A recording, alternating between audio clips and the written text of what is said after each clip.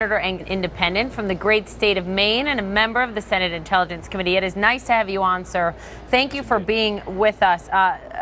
Senator Lindsey Graham also said Congress is not fake, and he said there are Democrats and Republicans who love our country and want to make sure checks and balances are in place. Do you believe that Republicans, your Republican colleagues there, are serious about getting answers and serious about potentially having a select committee do this that would have broader subpoena power and investigative power, and more would be available to the public in that way? Well, you've asked a lot of questions, Poppy. Let me take them one at a time. I have detected and realized and heard over the last few days, I think the Republicans are really taking this quite seriously, and I think they realize, as Lindsey Graham mentioned, that this is I think he used the term big league bad, and this is a serious question. As far as the committee, we already have a select committee. It's called the Senate Select Committee on Intelligence. I'm a member of that committee. We've begun an investigation into this. Part of that investigation explicitly is going to include contacts between the campaign and the Russians, as well as what the Russians did, why they did it, how they did it. And we have subpoena power. So that's in place. It's a bipartisan committee. We've been working together very well, and we're already beginning our work. We had about a 2-hour meeting on this subject yesterday afternoon. So I think we're in a position to move forward on this. I'm not sure we need to appoint another committee, because the intelligence community is the job of the intelligence committee that is already on the case. You know, Senator, after that 2-hour meeting you had yesterday, you came out, you told your local paper, the Portland Press-Herald, that not only did you want to look into Michael Flynn, but the idea of these wider conversations between Trump campaign officials and the Russians. That was before the CNN report came out that says there were constant, frequent contacts between the Trump campaign and Russian officials.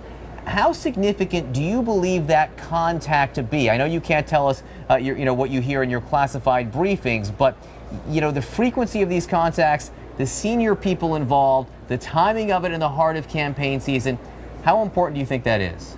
It's extremely important, and all of those are questions that I do not have the answer to now, but those are exactly the questions that we're going to be asking. When we were beginning the discussions of doing this work back in January with the leadership of the committee, we expressly said, Mark Warner and I insisted, that part of the charge to the committee was looking into whether or not there were contacts between either of the campaigns and the Russians during the period leading up to the election. We didn't have any intelligence or data at that time that indicated that that was the case, although there were some signals. For example, the relationship of Mr. Manafort, who was the campaign manager for a time, we know had relationships to the Ukrainians, and then suddenly at the Republican convention, the provision about arming the Ukrainians disappeared from the platform. I mean, that's public knowledge that raised the implication that there may have been some connection. So it's part of our charge, and it's absolutely something that I think we have to look into. And in our reporting, CNN did speak to Paul Manafort, the former campaign chairman of Trump's campaign, and he wrote all of this off as being nonsense, saying he didn't have that communication and that his work for the Yanukovych government in Ukraine had nothing to do with this. I do want your take on whether or not you believe, or what you make of the president tweeting multiple times that this is really just a problem of leaking intelligence and that the Russian reporting is nonsense. Given the fact that the main story is these talks with Russia, do you give some credence to his argument that the American people should be concerned about the level of leaks and the sensitivity of the information that is leaking out? Well, absolutely. I think the leaks is a significant question, but it should not be used as a smokescreen to obscure the underlying grave issue of Russian interference with our election process.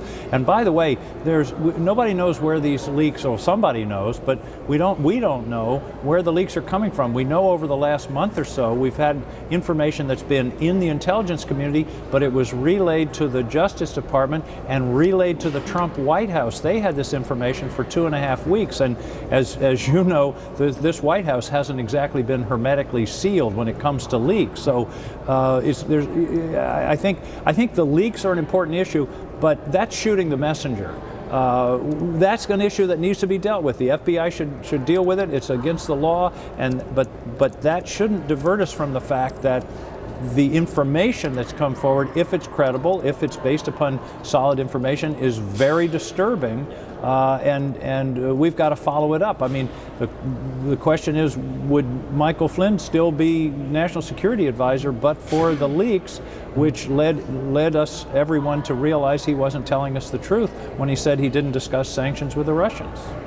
Are you confident that the White House is leveling with us now about the nature of the contacts that the campaign had with the Russians? No.